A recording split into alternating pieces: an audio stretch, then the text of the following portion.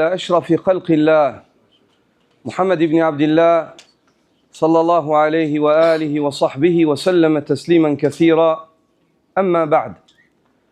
Je ne désire pas faire un long rappel, mais juste une exhortation afin que vous profitiez un maximum de ces instants que vous passez dans la salat.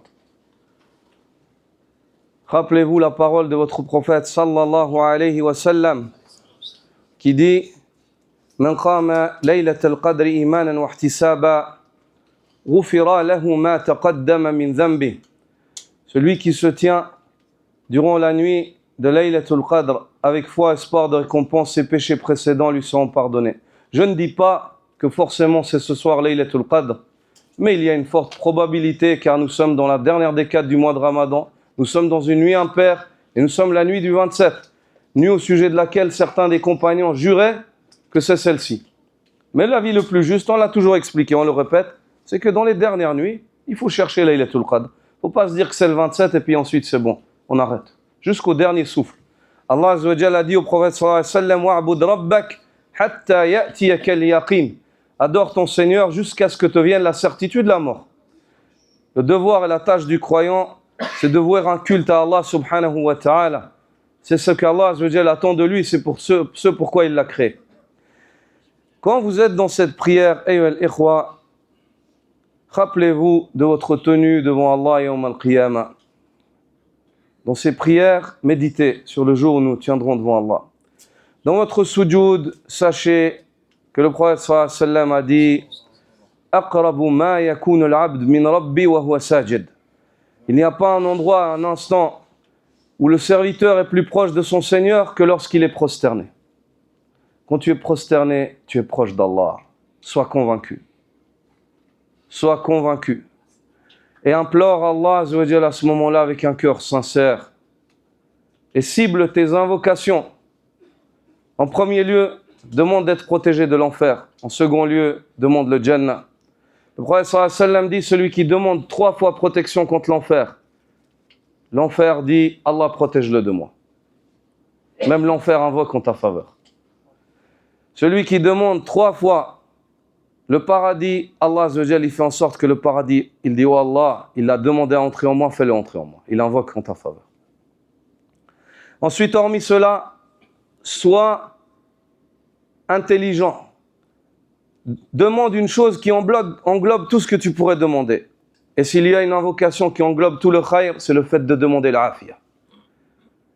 La mère des croyants, Aïcha radiyallahu ta'ala anha, a dit: si j'étais sûr de quand c'était Laylatul Qadr, et j'étais sûr qu'il y a une seule invocation qui est acceptée, j'aurais demandé à Allah Azza wa Jalla al-afiyah, le bien-être. J'aurais demandé à Allah al-afiyah, le bien-être. Et le bien-être, pour qu'il vienne, il vient par le biais du pardon. Quand l'homme se débarrasse de ses péchés, il est dépouillé de ses péchés, il obtient le bien-être. Car la cause du mal-être de l'être humain, et ceci depuis notre père Adam alayhi salam, la cause du mal-être, c'est le péché. La cause du mal-être, c'est le péché. Adam a désobéi, il a été extrait du paradis. Donc il a vécu labeur et difficultés dans le dunya. Min ajli al-ma'siyah, à cause du péché. Donc la cause de notre mal-être et de notre malheur, ce sont nos péchés.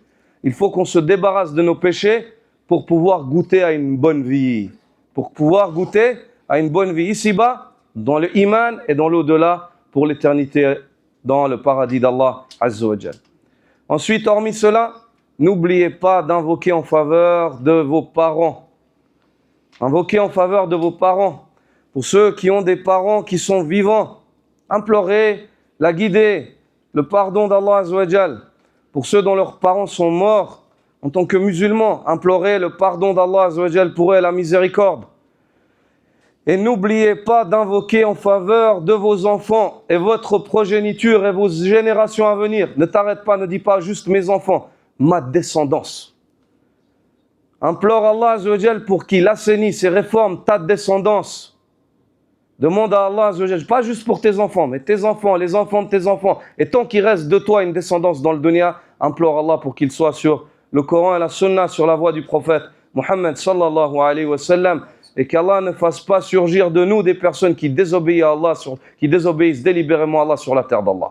Qu'Allah fasse que de nous viennent des personnes pieuses qui adorent Allah Azza wa Jal sur sa terre, ya'budun Allah fi ardi, qui adorent Allah Azza wa Jal sur sa terre, et implore Allah Azza wa Jal pour qu'il raffermisse ton cœur dans la guidée. Ya muqallib al-qulub, thabbit qalbi ala dinik. Ô toi qui raffermis les cœurs, raffermis mon cœur dans ta religion. Ne délaisse pas le fait de demander ces choses. Protection contre l'enfer, le paradis, de demander le bien-être, le pardon pour tes péchés, d'invoquer en faveur de tes parents et d'invoquer en faveur de ta descendance et d'invoquer qu'Allah Azza wa Jal te raffermisse.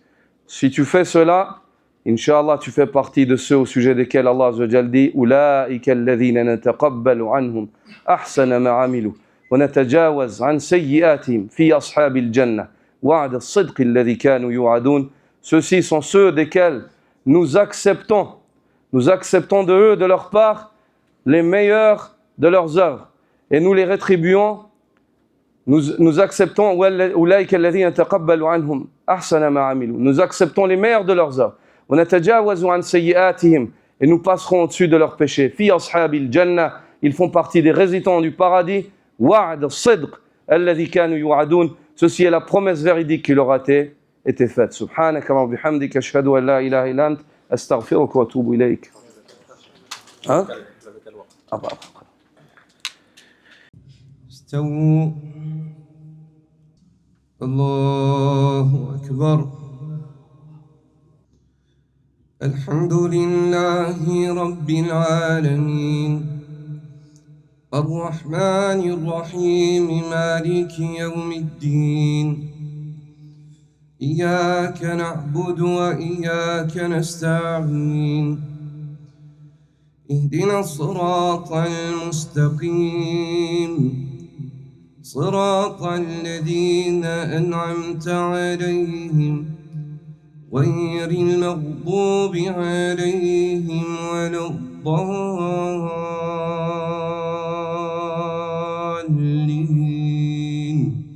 آمين.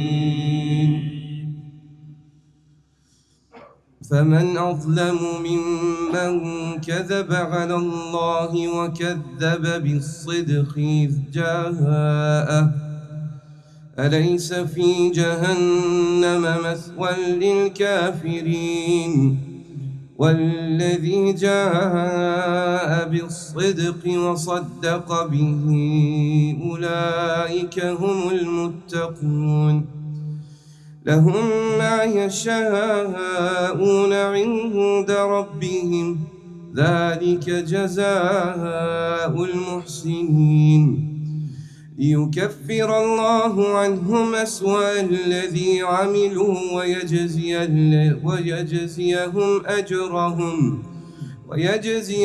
أجرهم بأحسن الذي كانوا يعملون